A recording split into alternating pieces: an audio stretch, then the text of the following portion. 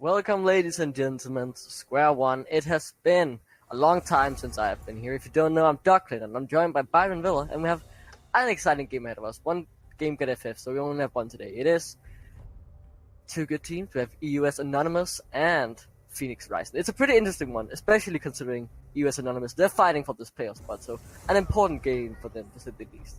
Yeah, I mean, you look at the standings and they're so cool. So EUS Anonymous, 5 wins, 6 losses. You've got Phoenix Horizon, 6 wins, 5 losses. So one result here can completely swing how these two teams are going to be interacting with each other on the table, which is what makes it just a high-stakes matchup, especially this late into the split. However, we are in the ban phase right now. Zoe, first champion we took away, and no one likes Zoe. I actually love Zoe. She's a really fun champion to play, especially one-shotting people. But she has a high skill cap, and I understand banning it away, because if you're playing against a good Zoe, that's not fun. It's like playing against a Master Yi or something that just runs you over. You can't really do anything about it, because what's the counterplay? She's a screen and a half away, and you just die. Very, very true, and the stealing some of the spells is the most important part. You just didn't get out that flash. Lol, you didn't, but other champions being taken away. Riven away from Kodo. Not a lot of the top laners are big fans of Riven nowadays. Honestly, I imagine he is one of the more outspoken top laners out there, so he won't be a fan of that. But Rek'Sai and Wukong also being took off the board. Junglers each side. So XCon, he's not going to get his hands on the Rek'Sai, unfortunately. And I imagine the Wukong's going towards the core as a ban. Maybe Kodo. This big team fight ultimate could be huge. But XCon, he's been huge for what Phoenix Horizon have been able to do. He's, with his great jungle tracking, which is why you see the likes of the Rek'Sai being taken away from him, his ability to find where the enemy jungler is and then punish on the other side of the map is really, really strong, and it's what I hope to see in this game, to see them step up. It'd be great to see, especially we're in a really important state of the league. We're moving towards the later stages, and getting up these wins now is so crucial. And I'm really looking at EUS Anonymous here, because you really need to start getting some more points on the board. You're not in a comfortable position right now, sharing the 6th place spot with Glorious Gaming, so you really want to start to get that ball rolling and move up the standings. You preferably, at least when you are 6th, be at least a few points ahead of the 7th place, but currently, it's really a 50-50 of who's going to make it from Glorious Gaming and Anonymous. But at the same time, we need to look at the standings again, and Phoenix Rising, they're 3rd, but like I said at the start of the cast, there's only one game really in it between all the way down to EUS Anonymous in 6th and Phoenix Rising in 3rd. That whole area is so up for debate right now, and that's why this kind of match is so important. However, turning our focus towards the picks, we have 2 fabulous flex picks being locked in. The Silas, very likely going to be going jungle, that's where we usually see the pick going, and then the Karma, which really can go anywhere. Top, mid lane, support, like, even AD carry you've seen once or twice. Like, these versatile picks are going to be so useful for them in this draft. And she still remains a strong flex pick, especially the only role she can't go is jungle. They picked that, so they don't have any position where I can say, okay, she's at least not going there, because she would never go jungle. That'd be completely, and so top, mid, ADC, or APC in that case, and what are all open, and that just makes it super hard to draft against. A Threshold, I feel that's a pretty good lane against a Karma, if you obviously know how to land the hooks. She can be pretty squishy. Yeah, it all depends on whether Karma can time her shields and speed out the way before that hook lands, but as soon as that hook lands, it becomes a little bit more of an issue. However, I do want to talk about the Elise lock-in from XCon, because that helps him in 2 areas. One, his early game pressure. I was talking about he's very good at tracking the jungler and attacking the other side of the map. With Elise, you can be very proactive about it, and that's what I'm really looking forward to see from XCon. He's one of the star players of his team, and on a pick like Elise that has so much early agency, I expect to see that. But also, into a Silas jungle, Elise is fantastic, because you're not giving him like a Sejuani ult to steal that's going to impact a huge fight. You're giving him a little like change of form. It's so useful to have that against the Silas and limit his options that much more. Yeah, it's really good, and I like this Caitlyn pick, especially because obviously you don't have that much ability to try and duke out of spells from Thresh and Silas, the Abduct and Death Sentence and all those things. They're kind of hurtful, but it is a bit of a, what can you say, mini Lulu Cockmore, but just in a different way, because you got this Karma, she can really speed you up in the late game, and that's a pretty meaty shield. And that's just an insane late game scaling you got just in those 2 picks in general, because as a Karma, you could pretty much spam your shield like every 4th second. You have your ult on a 20 seconds cooldown, then you can get shields to everyone. But if you can just put it on Mew this entire game and you get into the late game, he's gonna be so hard to kill, especially if they get a little bit more of a front line. I mean, the biggest thing is Caitlyn Karma. The amount of poke they can have in that lane is absolutely insane. Never mind the late game power of having an Ardent Sensor and an AD carry. But you've also got the fact that Caitlyn is the longest range AD carry in the game with swinging abilities. Add on a Karma whose Qs do insane amount of damage in the laning phase, and all of a sudden, if you are going to be in a position where you're trying to look for hooks as a fresh, you walk a little bit too far out the bush, all of a sudden you're going to be taking half your health bar as you're trying to run away. And that's the real power of that lane. However, we've lost our focus for a little bit. Let's bring it back to the bans. Lucian and Sivir both being took away from Q. They want to take away the power from the bot lane.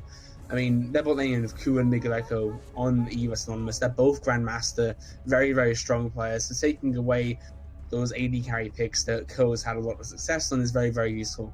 However, on the other side, we see the Xerath and Lux being took away, mainly mid-bans towards Torlux. Actually, 4 mid-bans overall, Lux, Xerath, Vladimir, and Zoe being took away. But now with the Morgana being locked in, not only is that Caitlyn Morgana, which is even stronger. That's disgusting to play against. It hard counters Thresh, and if you get hit by one Darkbind, the second you step up to hook, you're dead. You're at least guaranteed to lose like 80% of your health bar. You just get into traps, into headshots, into, pretty much death. Yeah, you certainly do have, with Morgana and Akama both locked in alongside a squishy Elise and Caitlyn. My worry is that they might lack a little bit of a front line depending on what Artsuka picks here. He's going to need to have that tanky pick. However, trying to pick a tank into Kled can be a very, very difficult thing to do because of Kled's ability to just run you down in that lane. So I'm very, very interested to see what Artie will try and pick here. But the final pick of EUS will be that Aatrox, and it's still all kind of up in the air where these picks are going, because we could be seeing like a Swain AD carry, as we've seen before. Could end up being something very, very janky, like an Aatrox or Kled in that kind of situation. But you look at the amount of flex picks there, and I'm really not sure where anything is going, bar the Fresh in support and probably the Silas jungle. Yeah, but that's the thing. We don't know that much. It could also be Kled bot, which I haven't seen before, but currently they're hovering. Obviously, still things can still change.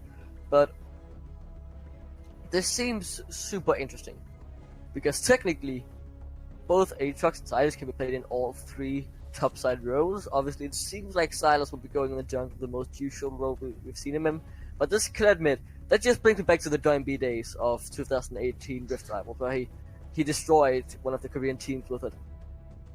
And I feel like this strat is a very hit or miss, because if you fall behind in lane, it's not too fun, but getting up in this ranged matchup, I feel could be quite good for him. He got some decent poke, but if he learns to find his windows, I feel like that's where he can really punish Torlux. Because when Kled really catches onto you, you don't have much to do, especially now with the Grievous Wounds that has been added to his Q when he pulls them back. That just denies like 60% of the healing Torlux would usually try and use in the lane matchup whenever he would get engaged, and he would just try to empower root him and then get some healing back to sustain. Now that gets nerfed heavily as well with the Grievous Rune proc possibly coming through. So I feel like this could be going really, really good. And if I could get forward, it's gonna be snowball. You're gonna get charged down. It's not fun. It could be fun, but of all the champions you want to try and make a snowball happen against, likes of a Karma, no, that's not gonna happen realistically. The Karma has too many PO tools available. She has her shield available, her Dobby, which is able to root you down as you're trying to chase her. Her Q can slow too. Any impairment of using your mantra on any of those abilities will help you get out of the situation. It's going to be so hard for Mr. Vitelin to try and set up a play onto Torlux specifically. What I want to see from this Kled from the mid lane, level 6, get that charge going into either a top lane or a bot lane fight, because that can be incredibly impactful. Putting Kled in the mid lane means he has access to pretty much every area of the map with his ultimate, and that's where I expect to see this pick to thrive. A play happens in bot lane, he comes in with the charge, there's a jungler 2, it's only a 4 versus 2, you're dead. Like, that's the kind of power of this Kled. And honestly, of the whole composition is that EUS have made is just these big skirmishes, these 4 or 5 man skirmishes they're going to try and create are going to be what win them the game. Whereas on the other side, imagine that team in the late game with a Caitlyn in the back line, Morgana supporting her, Fiora in the side lane scaling up, doing insane amount of damage to turrets. Like, ideally, what EUS are going to want to do is take control of this early game, force fights mid game against their team until that late game comes. Because if they hit late game, all of a sudden they're going to be trying to run into a Caitlyn with a Karma Morgana next to her. It's going to be so hard to make happen. Whereas in the mid game, it's a lot more easier access to that AD carry. Sorry. Yeah, that's a lot easier. The only thing I'm not really the biggest fan of here from the side of Phoenix, it's more this lack of tankiness. Because yes, you have all these shields to put on Caitlyn, but you have no genuine frontline. And I feel like XCOM might be put on duty. You send Arasuka in the top lane or in the bot lane to split push, you go the 1-4 comp, but then you don't really have any frontline to stand ahead of me. Would you want to commit your supports to be tanking the charge from Clit when he just comes running in? Or do you just want to make a jungler be kinda useless in the late game?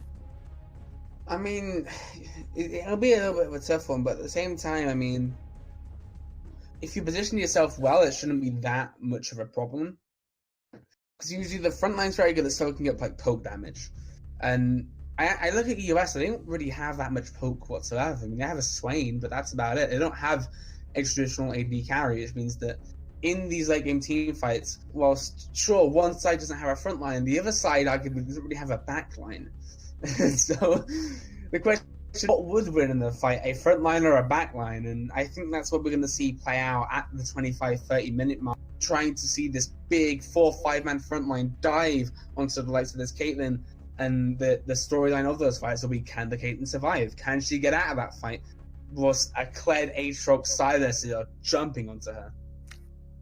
This was a thing I didn't think about. We could potentially be seeing tank Karma here. I don't know if it will be the best thing to do against a Kled with its previous wounds now, because that was why you played this tank Karma. Build the 3 tanky items, and then you just auto-attack them. The Iceborne Gauntlet that does a decent bit of damage, and you heal, and basically you slowly just to whittle away of their health. But he has decided to not go the Summoner Aerie. Obviously, I feel like this would make good sense. Since you're playing mid lane and won't be using it that much in the laning phase, obviously it would add a bit to a poke. But he has gone the Kleptomancy instead. And I feel like if they've committed 100% to just Miyu in this game, I feel like he should have gone the Summoner Aerie. But I can see this actually being pretty useful now that he has a range advantage as well. I think the main usefulness of having that is accelerating your gold and then also becoming a side lane threat. We were talking about it possibly being a 1-4 composition with the Karma Morgana release supporting the Caitlyn in the mid lane. Honestly, what could happen is that Torlox also heads down to a side lane, make it a 1-3-1, and then all of a sudden this big engaged composition doesn't have much to engage on in the first place. And that might be where they try and seek their power, is through side lane advantages, getting the Karma pushing, the Fiora pushing. You can't answer all 3 lanes at once, even if you want to try and 5-ban it. So, like, that could be how they try and break down this EUS composition in the late game. However, we are now into game SQ1's only game for today, unfortunately, as a few FFs have come out, but it will be a very exciting one. A win here for the side of EUS Anonymous will tie them up with Phoenix Horizon and help them out in their playoffs race. However, Phoenix Horizon, if they want to distance themselves from the big pack they're in right now, they need to secure a win here to try and get themselves secured a strong playoff position. The stakes are high as we head into this game. Yeah, the stakes are low. Yeah, that's a quick death. There's no way out of that one. You can try and parry, you can try and flank, but you won't be getting away. That's so unfortunate. One thing is, now you're starting with the parry. The second thing is, you use your flash. That's where I would have personally said, okay, I'm stuck, I got hooked between 5 people, I'm dead here. I'm just gonna lose my life and keep the flash, but now that's used as well to try and do some miraculous escape that didn't work out, as we saw. That could really hurt him in the laning phase. It certainly could, and I mean, sure, you could try and get out of that situation. I could see the flash working, and if it does, it's great, but it's too high risk for a lot of people, really. However, it looks like EUS, they're trying to get this red buff, but they have been spotted out by a very, very nice ward, as they spotted the 5 people to the top side, which means that there's a little bit of jungle tracking already starting for XCon to be able to know where Decor is on the map, at least for the first minute or two. should be very, very useful as this lead to try and find a lane to gank. Now, Aatrox was the one with the first blood, so it will be Kodo having the advantage in the lane. He's got himself an extra longsword, which is going to be so useful in that 1v1. Fiora is already known for being more of a strong late game champion who wants to scale up, but now, you know, losing out on that fight at the start, it's going to be so hard for Atsuka to stay afloat in this laning phase. Yeah, that's gonna be super tough, and I'm interested to see if he can do it, because if he makes it to the late game, he should be all good. But if he doesn't, it could kinda be bad. This not the best start, but at least, as you mentioned, that ward that they got, that at least allows them to have jungle tracking. You can see now X-Khan is staying in his top side. He might be looking for a gank, I feel like, because they know that the core is in the bot side. So they got a tiny bit in return, you know, got that good in-depth ward for the first one. Obviously, it's not a worth trade, nowhere near it, but at least it's something compared to just getting first blood and getting absolutely nothing. Oh, the junglers could meet themselves at the school buff. Or not, unfortunately. They got excited then. Yeah, it's the fake excitement. It's the second you start saying it. If you didn't say it, sure it would have happened, but now you did. It's cast a curse. It can't happen. But something is happening in the bot lane, though. A flake comes through, get pulled back, and now he has to run, and that's a great black shield to deny the death sentence. He's the only one gonna be sentenced to death today. And first blood, second blood after the invade, falls to the bot lane of Phoenix. Yeah, it does, and that's so huge. Getting the scaling AD carry ahead of the mage is going to be so useful to be able to do that, because, I mean, we know that Caitlyn's mid-game dip is huge, so trying to get her past that point as fast as possible is going to be one of the main objectives of Phoenix Horizon this game, and getting that early kill is going to help accelerate her goal and possibly start pushing her snowballs. We know that Caitlyn and Morgana are a very oppressive lane, and if you do start falling behind versus them, it's going to be really tough for you to come back. Yeah, this top lane, they're also trading very heavily. Some good use of the riposte from Arasuka, but it's just not enough to win him these trades. And talking about trades, we see some heavy ones in the mid lane. Like, Pollock, he's just really poking out bot lane. That doesn't seem like fun to be playing against. It seems quite disgusting, and now we might see a gank on the bot side. It's kind of smooth his way there. And yeah, it's a return gank. The abduct completely whiffs. Now the Kingslayer is still available, but it's struck by the riposte. That is beautiful. And now Azuka gets a kill for himself, and they even wasted the flash. That's a big win for him. He gets the blue buff as well. See, that really saved his early game. Ooh, the mid lane now. We see another trade. Torlux might get pulled back here, and he will likely get taken down. Force of Flash, the Ignite is coming through. Tick, tick, tock, but it won't get the kill, and the Parrot Trap on a rope will do it instead. Yep, and that is fantastic. Well, the top side fight, fantastic news for Artezuka. Being able to get the advantage over Aatrox, who is typically more early game oriented. However, the Kakuna Matata completely whiffed. He flashed in. He flashed in. You know, that really sucks, and now it sucks as well to get hurt by the death sentence, and you are sentenced to death this time. Mew has no way out with no black shield on him. Okay, so I'm not really sure why Miyu thought it was his job to frontline that fight, but you know, it didn't really work out for the guy. Great gank timing by Decor though, to be able to be there in response to X-Con's fight, and that's going to be so useful for them, because not only does that fight even out the spot lane a little bit, but also it shuts down X-Con. Yeah, he's coming again. The lantern is there, and so is the death sentence. Can they turn it around? X-Con, though, is looking to get the kill. Goes over to the riposte, gets one. Can he get the second one? Will like to turn back into human, spits on him once, and does it twice. And that should be enough to get the double kill in his hand. As soon as I talk about starting to shut down X-Con, no, that is not what happens there. At least his early game power, certainly one of the strongest in the jungle right now. And finally, X-Con using that to great dividends down the bot lane, getting himself a double kill and making sure that, you know, Caitlyn does still have that agency down there, and it also frees up Cal Cortic to start roaming about. Oh yeah, here comes the charge, and if you call it a roam, I'd kind of say it is, because he's moving down the river and he's going to be getting a kill. God. That's just obliteration, and this is not good, seeing a Cliff get out of control like this. That's Torlek just running around, just hitting them and booping them with all his mighty will, but it won't be enough to get out. He forces the core, picks up the kill. Yeah, it does indeed. Now top lane. Yeah, it's action all around the map. Both ultimates has been used, the Grand Challenge and the World Ender. No one's world will be ended though, as a flash wave from Artezuka that just came up was enough to get out. Yeah, and this Kled, that early game of Snowball that you were on about, I was skeptical of it against this Karma, but it's working wonders right now. He's going tank Karma, by the way. Just notice that. Yeah. Just making sure you get those calls out in Champ Select. But this level is going to be so huge because, as I talked about in Champ Select, the roaming ability of Kled is so huge. So if you sat as this Caitlyn Morgana, you want to push in this lane, you want to have that agency, but now, if you don't see that Kled hanging about, you don't really want to push in that far, because if you do end up getting caught too far up the lane, all of a sudden, you hear the big charge, the jungler comes in, you're dead, you shouldn't have been there in the first place, and it goes very against what Caitlyn Morgana typically wants to do. Yeah, it goes very against that idea. And one thing that I have not been used to seeing recently is all this action going on. And now, I don't know what I think about Torok's decision of going full tank. Obviously, it's good a little bit frontline, but with all the healing reduction that could come through from the side of the EUS, it kind of defeats the purpose of the pick. You kind of want to just be able to heal so much, but when you get hit by the battle on the rope, you lose the health region, and that is really hurting a Karma pick in the tank department, because you really want to be able to heal like 400 health every 5 seconds, and then just poop them away with your augment, your Iceborne Gauntlet. And I don't know if that'll work, especially if Mr. Bottlein, if he gets further ahead, this pick is not gonna work out very well.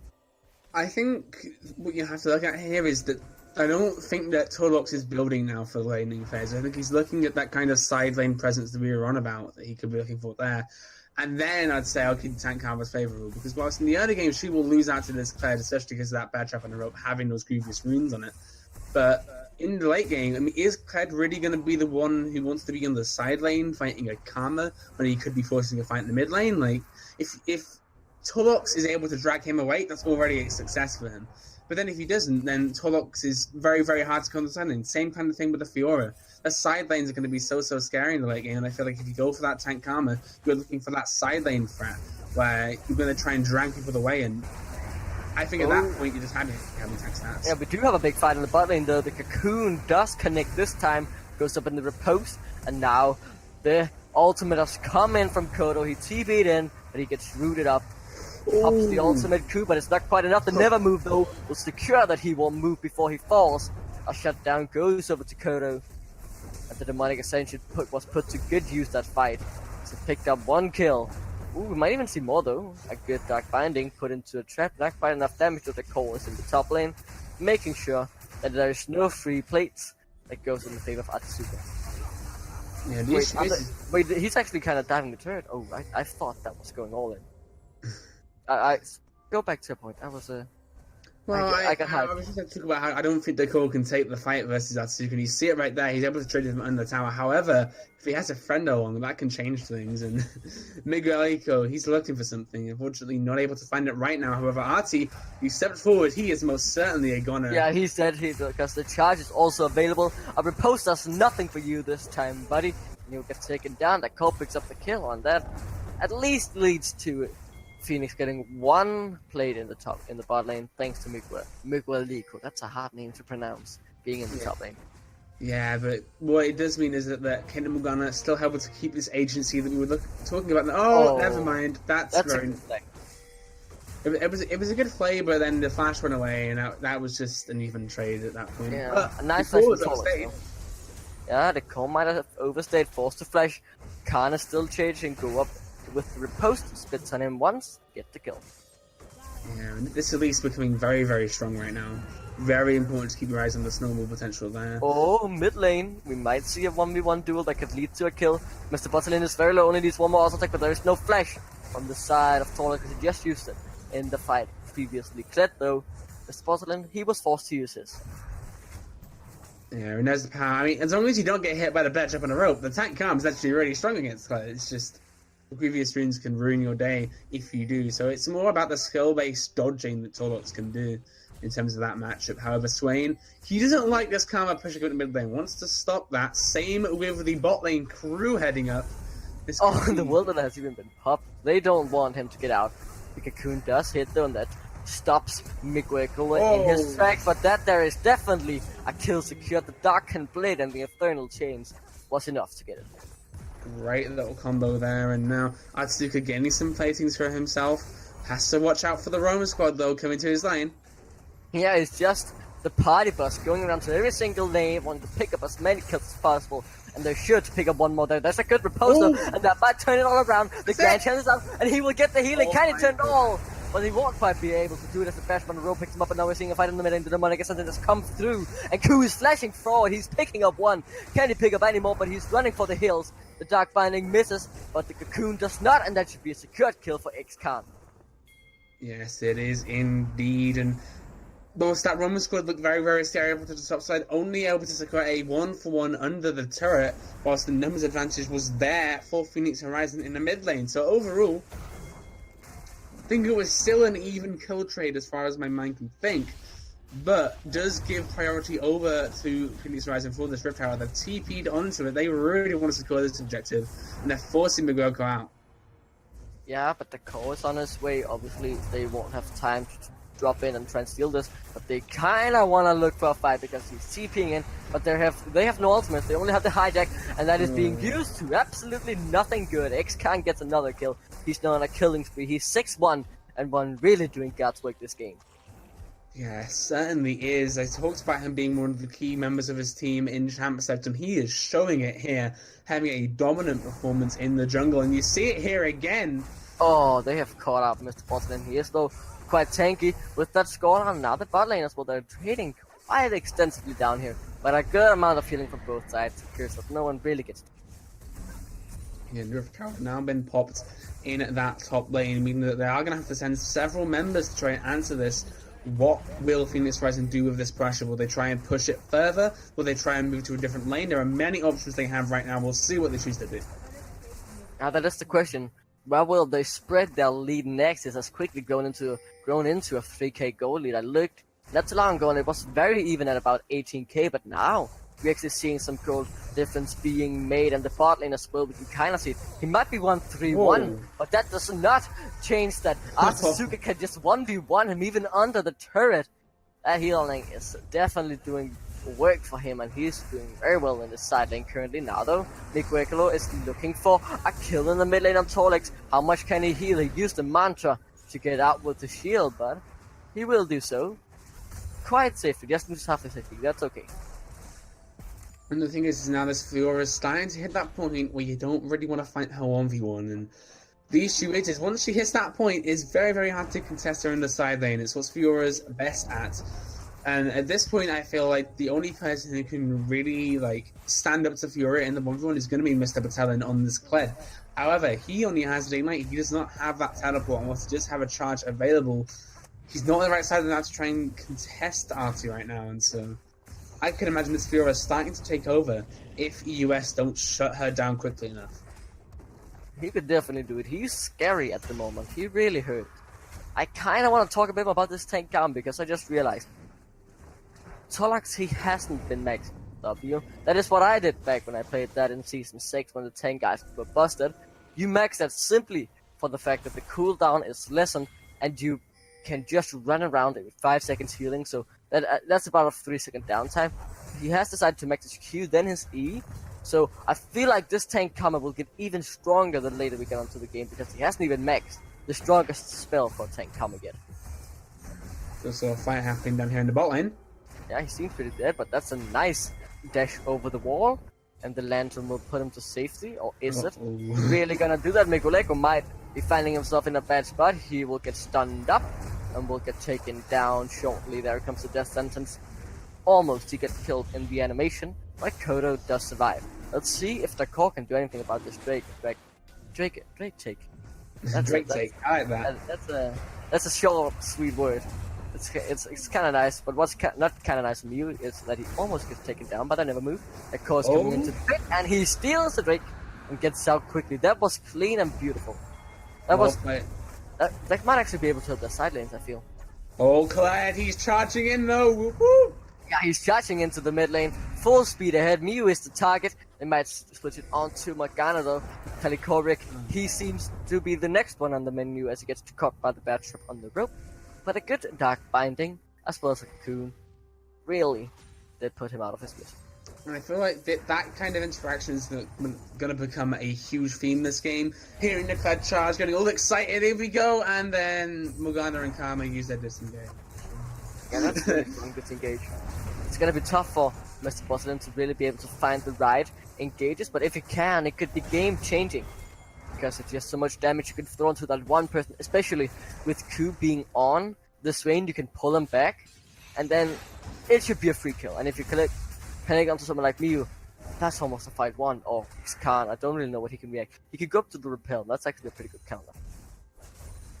Yeah, it certainly could, but now we have 3 members of a bounty over on the side of Phoenix Horizon. A lot of big priority members we need to keep our eyes on, because if one of them does get took down, that can shift the way this game is playing. However, the mid game was supposed to be. Oh, never mind. Yeah. Can I say? Oh, yeah, and the trade goes back, and now he commits with the grand challenge, and he will get this kill. No, he does not. I thought he would go for the last little bit of the vital, besides the nut too, but he will be forced off that lane. And let's see, he'll get a turret here, or he'll force the TP. And forcing the TP, that'll be really good, because Suke, he has his soon. Yeah, and anyways, as I was on about before, I was so rudely, as I am again, yeah, actually. you're interrupted again. He's dead. Another kill under the turret for Atasuka, and now Mr. Porcelain seems to be dead. The Kakuna Matata is the heaviest word, but that was also a heavy miss. But he still gets the kill, so it doesn't really matter. Yeah, and no, the big thing that I want to look at here is you look at the composition of the EUS, and they are so hard spec'd into that mid game. They have Kled, Aatrox, Silas.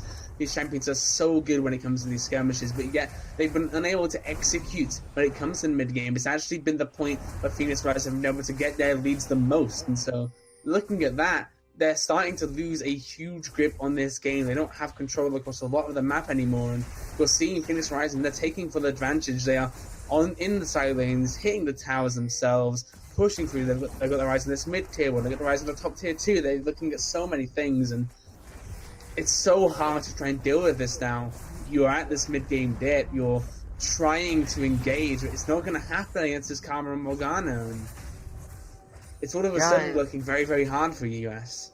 It's looking super tough when you really realize how the situation is going.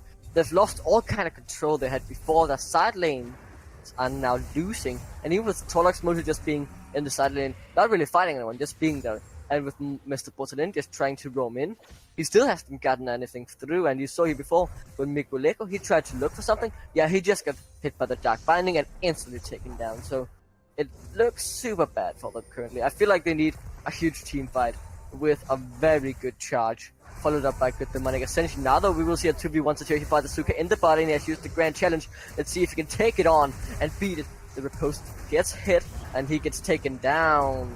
Cut down goes over to Kudo, didn't have to use his flash, but now the TP comes in from Torlux, doesn't find anything, and he gets slowed instantly. And it's a 1-for-0 trade in favor of Kudo and company. All eyes on Mr. Vlad, and here he goes! Yeah, here comes the charge. It goes on to Morgana, but that could be a really good ultimate. And now they're diving onto Mew. He's very low. He will get taken down, but another shield comes through. Can they keep him alive? No, the core comes from behind, and that will be the end of the fight. From the side of Phoenix, they have to run for the hills, and X-Khan is doing certainly that. They all managed to get out except for one. That's Mew. They all used their flashes though, and that could really hurt them in the next one. And that's exactly what you want to see. This mid-game team fighting composition finally is able to execute their mid-game team fight. They get that dive going, they push through, they're getting the mid-tier one, and now Kratzerick could have maybe stepped out of position there. Very, very scary for him to be there. Oh, the never move comes through, just one more auto attack with the shields. He has like, what? He has 16 HP. Oh, that was close. The Emperor's vision almost took him down. And now the Grand Challenge has been popped, and he's looking for another 1v2 scenario. He has one more vial to proc, doesn't even need it, gets the kill, and gets the kill. And Atasuka, he at least gets something back for the boys. But they're still with a 4k goalie. Like, they still feel pretty comfortable, I would say. Yeah, and the funny thing is, whilst that fight gets executed very well from the EUS, nearly the perfect fight for them, they only win it 2-for-1, and after that ending kill, it's 2-for-2 overall. It didn't even go positive in that fight, and now you're seeing the fact that, Phoenix Rise, they're happy to just reset. They know they're stronger champions right now, and they're able to secure the Mountain Drake. Yeah, they do secure this Drake though. And Mugolego, he might not be able to secure his life, but that's a good blast count over the wall, and he gets out to safety. I cast a curse for sure right there, but doesn't really change too much. And when you said that, I didn't realize it was only a 2-for-2 in the end, because that felt so good for EUS. They did get a turret and they got Mew, but the other ones got out. And yeah, they used all their flash. They also committed almost all of their summoner spells to the fight, and they need a few more of those to generally try and get something on the board for them. Yeah, they really do, and the longer this game goes on, the more items get put on this Caitlyn, the more appeal that Karma and Morgana can put out with stuff like Redemption, Iceborne Gauntlet, etc., the harder it's going to be to execute on those fights. And the worry is that by the time they're able to get 3 or 4 perfect fights in a row, it's going to be too late at that point. Because at that point, you're going to have to deal with a late game Caitlyn. And you don't want to deal with a late game Caitlyn. Or a late game Fiora in your side lane, as we're seeing right now. Yeah, that'll be pain. I have once casted a game that went 40 minutes ended thanks to a backdoor from a VR because he is so insanely strong in the late game, and so is Mew on this Caitlyn. And I'd like to see Torlux go more for Enchanter. I would like to see her optimize into Ardent Sensor now and just really throw everything because she isn't doing too well herself. She's gone more AP now, which I kind of like to buff up her shields, but I kind of like to see some of these support items come in for her and just act like a protector for X-Card, who's also doing really well and should be the second damage source in the main fights when Ayatsuka is just pushing in the side lanes. So I'd like to see Torlux just optimize into more supportive items and then make Mew so hard to kill, because you saw the last fight. They almost didn't kill Mew thanks to the shields coming through, but her shields aren't that big at the moment thanks to the tankiness, and I kind of like to see that. She'd be so hard to kill. I think it's Fiora now. Like, look, it's so hard for Kodo to do anything. I hear the charge sound, and they're looking to get onto Keller, but they can't quite do it. I could hype again. You know, I fell into the same trap as you. I just heard the charge like, this is gonna be it, boys. We're gonna see a fight, and then no. Karma says no. Morgana says no. Okay, yep. It's really just Phoenix who can say, no, we don't want to fight. Get out. And it's so hard for Mr. Boston. He's found it like once out of 4 cleared ultimates, I feel like, where he really got in and did some good work, but otherwise, they just say, no, get out. Why are you doing this? And they really earn nothing. And the thing is, I really feel like the fact that they're lacking an ADC is really hurting them in these fights long term, because you see, they're able to try and get the jump, and sometimes they do land it, but there's never any damage afterwards. It's just trying to dive on people, and that doesn't really work. Imagine if instead of a Swain being in this game, it's something like a Sivir, which can, like, ult people into the fights, make them faster, can ricochet off of things, but also have huge siege potential. Like, I'm not a fan of this Swain pick being here, because we've seen it wasn't successful against the Kingdom Morgana. However, but now they get a hook, and this could be their way to go in, and this will certainly be Mr. Butler get one kill, but now he will get taken down, gets taken off of Scarlet first though, and he will get stunned up by the post. X-Khan is dominating. Here comes Kodo. What can he do? The grand challenge has been popped, and the healing comes through. Ayatsuka gets out. And now that's a good Cocoon, and that's a good enough flame. That should be 2 kills to them. And now the healing is pretty big though for Kodo. Is he enough to stay alive? He's still living though. The healing is so massive. There is no healing reduction quite yet, but he will get taken down. This should be a team fight win, unless Q has something to say about it. He has no demonic extension, and he has no way to really change the outcome of the fight, but that's a really good kill. The never move comes through, and will he take the 1v2? Can Mew heal up enough? He gets a little bit of healing though. Will the imposition come through? Q, what can you do? It won't quite be enough. The blue trinket, and that will be the killing spree for Mew. They win the fight 5-4. What a crazy fight. Oh, so man. Back and forth. It certainly was, down to the literal last breath there. But luckily for me, you're able to win out that duel in the end. But once again, it's a fight that seems to be going so well for EUS, but they just can't clinch the end of it. And it means that once again, they're losing out slowly but surely in these mid-game fights where they should be winning. And now, you know, we're 26 minutes into this game now. Caitlyn has 2.5 items to her name. You've got Fiora, who also has 2.5 items to her name. These late game champions are starting to hit those big item spikes. You need to be able to force fights. You need to make plays happen. It needs to happen now. Not in 10 minutes, now. It really needs to happen now. Because you see what is going to be happening on this bottom side of the map. Ayatsuga and Kudo, they're dueling it out, but now comes the charge. This could actually turn out really positively from the side of EUS, but Ayatsuga, he's running for the hills, and I don't think he'll be able to get out. He has no riposte missile battle and picks up that kill. And yeah, Ayatsuga, you need to pick up that healing reduction now, because Kudo, he's healing so much now that he has gotten his hand on the Death Dance, and he also got some healing reduction. And Ku, he has nowhere to go, or he might actually let the Demonic Ascendance come through. He goes golden with the stopwatch, and he does get out. Here comes the ultimate though. Oh, just glides through the middle of the team. Oh, that was a great ace in the hole. Threading the needle. And then again, you can argue it was more of a misplay on the US's side to somehow not block to the bullet between 3 people.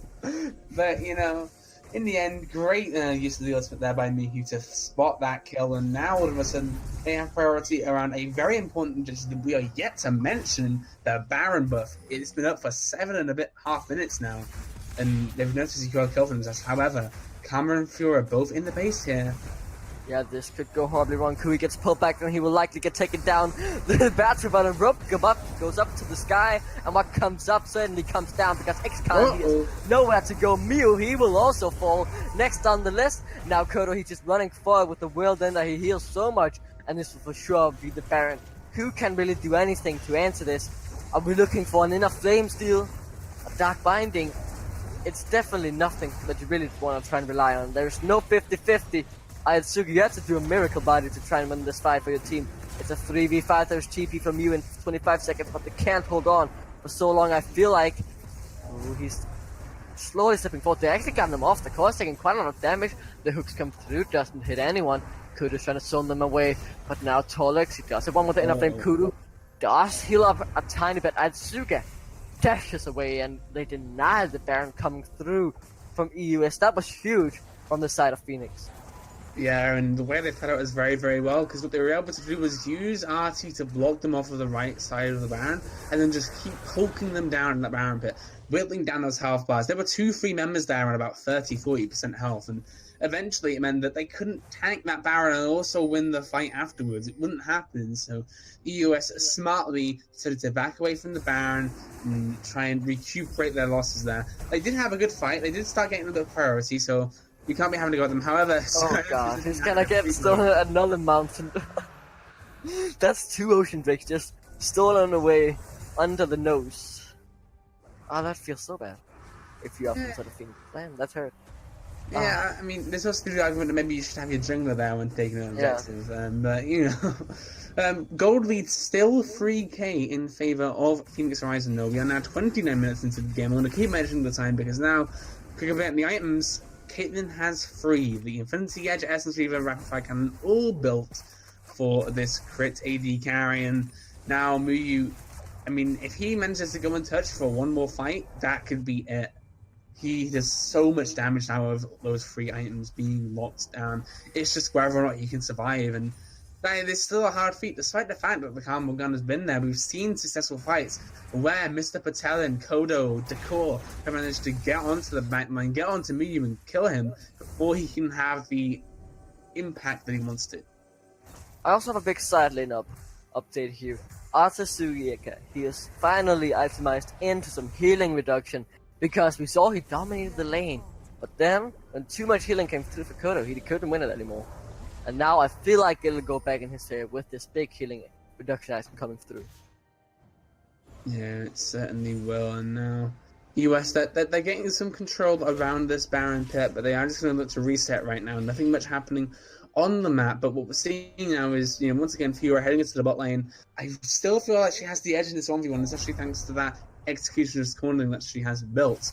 But also, I mean, Caitlyn's now able to push out the mid lane, Karma's pushing out top lane. It's this 1v1 setup that I was on about at the start of the game would be possibly to look to do, is that now they have decided, okay, we're putting Karma in the side lane, we can move Fiora down bot, and we're just going to split up EUS, because ultimately, they can't do much when they're not a 5-man EUS. They really can't.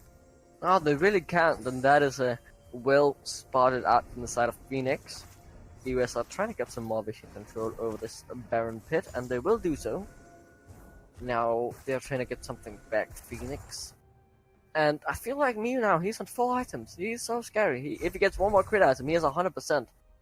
And that's gonna shred through this side, the side of EUS, and I don't see how they win that. They need to find a good charge then, but that is gonna be tough to do with all the front line that needs to be in front of him. If he gets caught out, that could really be a game changer. So he's just gonna play the standard wave clear now in the mid lane and just try and get in a few attacks whenever needed.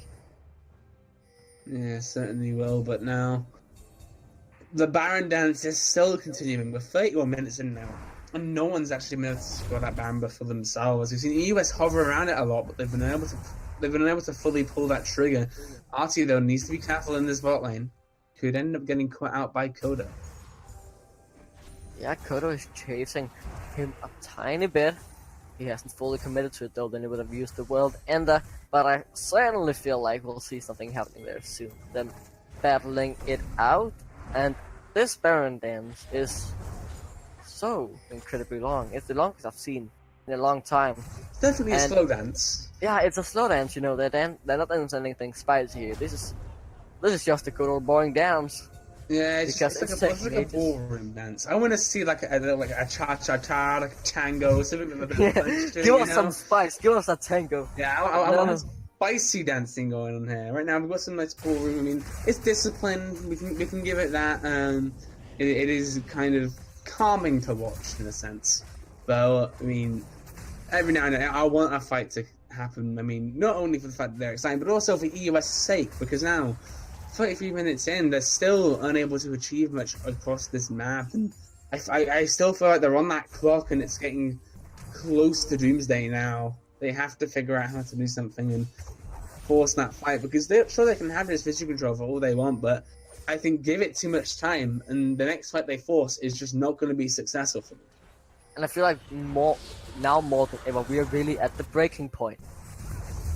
It feels like the next fight is going to be the decider of the game.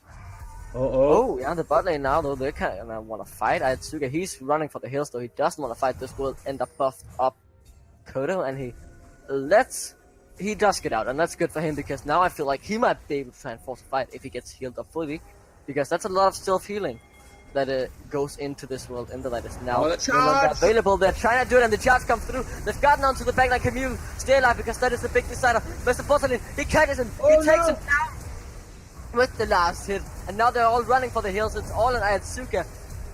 Can he get one? He will, but he will fall straight after. And it's a fight that EUS needed, and it's what they wanted. And they're finally taking the kill now. X-Khan gets stopped with the Emperor's Vision, and he will also get taken down. Goes up to the repel. Duke's backward, but gets taken down. Now Torlux is the last man standing, but not for long.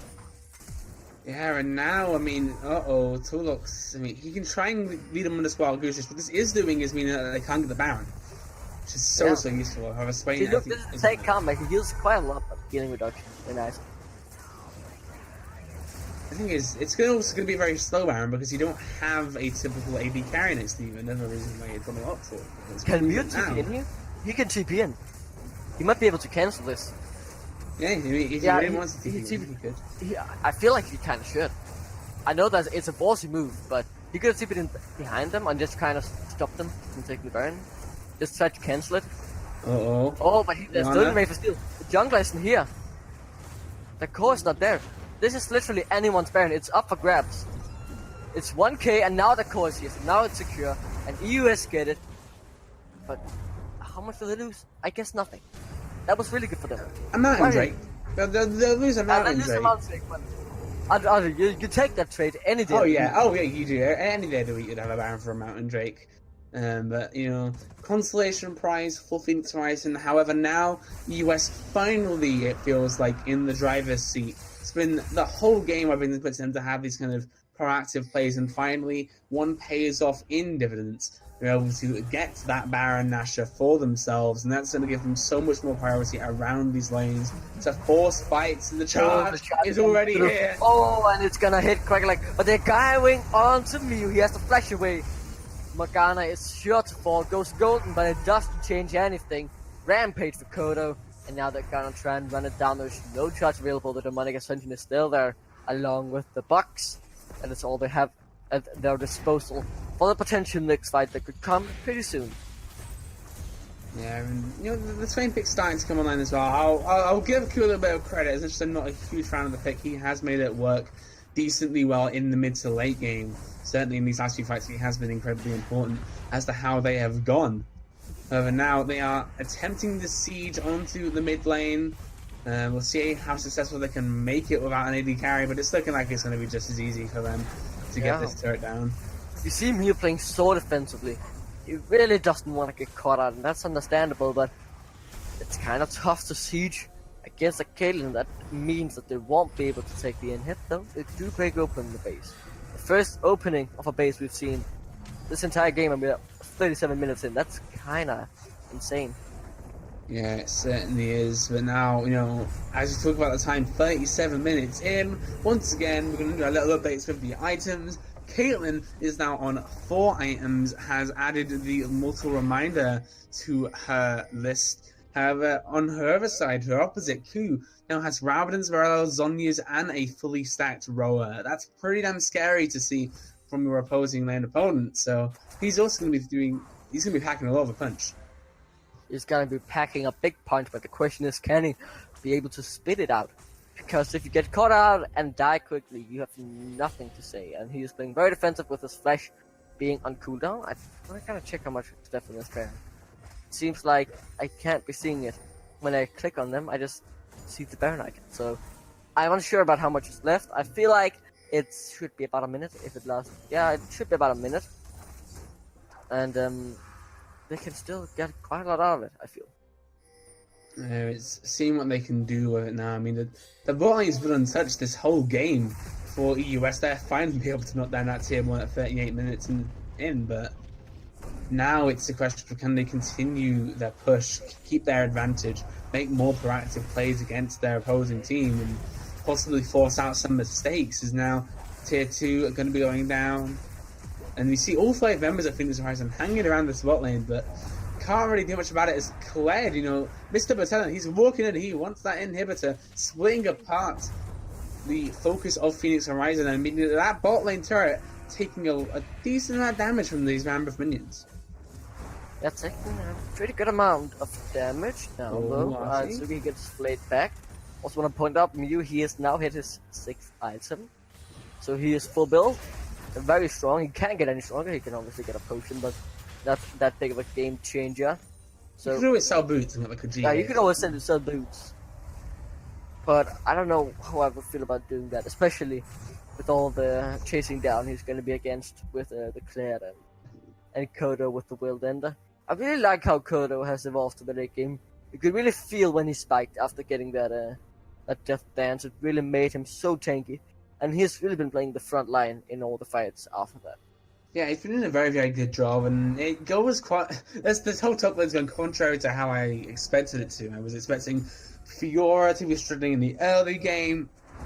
As the game progresses, Fiora becomes stronger and stronger, the Ace becomes slower to 1v1 her, and then there'll be a takeover of the side lane. However, Kodo has done a great job of getting himself back into this game. He's now full build, and with that, he's been able to use his strengths to 1v1 this Fiora and get that advantage. However, Artie needs to be careful because there is a Kled behind him. Oh, he might be caught out here because Core is also in the area. Now, Atsuka, what can you do when it really matters? You cannot be able to get your ultimate off. You can. Will the healing be enough? But it won't quite do it. The Core gets the kill, and that's 60 seconds. And if you remember that the Elder Drake spawns in 20, that's gonna be a free Elder. We say free right now. Kled's in the base. Silas is nowhere near that buff himself, so might not be as free as we were expecting. Also, all 4 members of Phoenix Horizon positioning around the bot side jungle, ready to force a fight if need be. And Kodo, and they're looking for Kodo. He has used his world, and they might be able to get a kill, but here comes the TP in. The charge is also used. They want to kick off the fight in a 4v5 situation. The traps come through, but it don't quite matter. What damage can you dish out? You can't dish out enough because you're taken down. And that is surely gonna be the fight. That is surely gonna be the game over to the side of EUS Anonymous. They don't need the Elder. They are in a 3v5 situation when Atsuki gets up in 8 seconds. That man is gonna have to do a miracle along with X-Khan to keep them in the game. Mr. Bottom is quite low, and so is the core. That might be a potential chance for them, but looking at the situation, I just don't feel like it's gonna happen. Troll takes a bit of damage, a few inner flames comes out with the mantra buff from Torlix. Is the game over now? No, they're playing it so safe. They're taking this textbook League of Legends, making sure they're not overextending, which is understandable. With 41 minutes in a super close game, they back off, they don't even take the LOC. This is what safe League of Legends looks like. But is safe League of Legends good League of Legends? I don't know, because this might just lead XCon and Crew to be able to take it. Okay, obviously Miu is dead, but if they really want to, they could rush it now, I feel. I feel like that's their best option back into this game. Now this might be really good. Kodo, he's caught up. There's still about 5 seconds until his team arrive. He has to use the World Ender. Does also have a GA, so can't quite get killed. But without a World Ender, the fights are going to be a lot tougher for them if they can't instantly kill Miu. Because the healing is not going to be as big. Yeah, it's understandable. You have to go for this. It's a desperate play, but it might not work out. It's what you can do in the consideration, but it is getting shredded very quickly. The course in the backline, he's trying to come in, but here comes the charge, and now they're going to XCon. The Elder Drake is still alive, but it's not being targeted by anyone. And Mr. Botanic goes super low, but Suga flashes into everybody, gets taken down. Miu, this damage is your only job. You're not getting focused as heavily. You can spit out a lot, but it won't quite be enough as everyone falls, and now he gets hooked, and that will surely be the game. 4 people fall. XCon is the last man standing, and even a full item Caitlyn can't do enough to turn around the fight. The ace in the hole comes through, goes golden. XCon is set to fall. The Dark Invade misses. But now XCon, he's in no man's land, nothing he can do, and this is gonna be the game for EUS Anonymous as they make their way into the playoff spots and will try and solidify themselves in the position. Yeah, I think EUS Anonymous tying themselves up with Phoenix Horizon now. Great game by them, and whilst it did look a little bit bleak in that early mid game where I was expecting this team to come online, all of a sudden in the late game it's like a switch flipped on. Muyu did not get a chance to do anything in those last few fights, and even so in that last fight he didn't even need to be focused anymore because of how tanky the whole side of EUS was. So well played to them. Commiserations of course to Phoenix Horizon. They will be going 6-6 now. They are even in terms of wins and losses. They're going to have to try and push further if they want to get themselves into a solid playoff position. However, that will be it from us today, I believe, because unfortunately there is not another game. Don't think any final words? No, other than what a game. It was a pleasure to watch, I'd say. Certainly was incredibly close. It was beautiful. It was a League of Legends at League of Legends level. I enjoyed it. Good. I mean, that's ideally what you want to do when you're watching a game. Enjoy it, and if you're able to do that, that's the best thing. So, thank you, Declan, for coming along. Thanks for the Reed for streaming, and see you guys later. Thank you, Byron, for being such a great caster. Thank you guys for watching the stream. We'll see you all in the next week action.